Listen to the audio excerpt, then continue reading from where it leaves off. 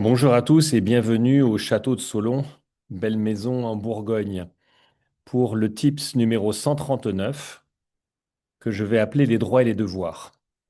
Lorsqu'on parle de vente additionnelle, on a toujours des freins.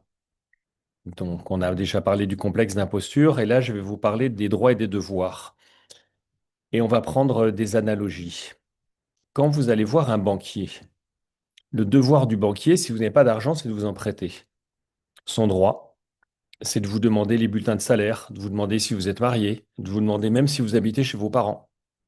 Dans un autre métier, on dirait c'est impossible. Mais pour le banquier, ça passe.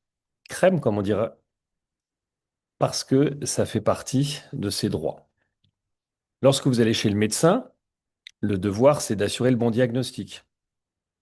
Et le droit du médecin, c'est incroyable, mais il vous fait même vous déshabiller. Dans d'autres métiers, ce serait puni par la loi. Eh bien, quand on est dans la restauration ou même dans l'hôtellerie, notre devoir, c'est la satisfaction du client. Et pour satisfaire le client, on a des droits.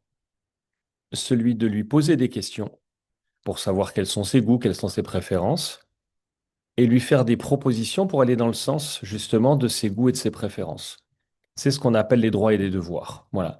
Eh bien, plutôt que de dire non, je ne vais pas lui proposer, il va me dire non, sachez que vous avez le droit, si vous voulez, accomplir votre devoir.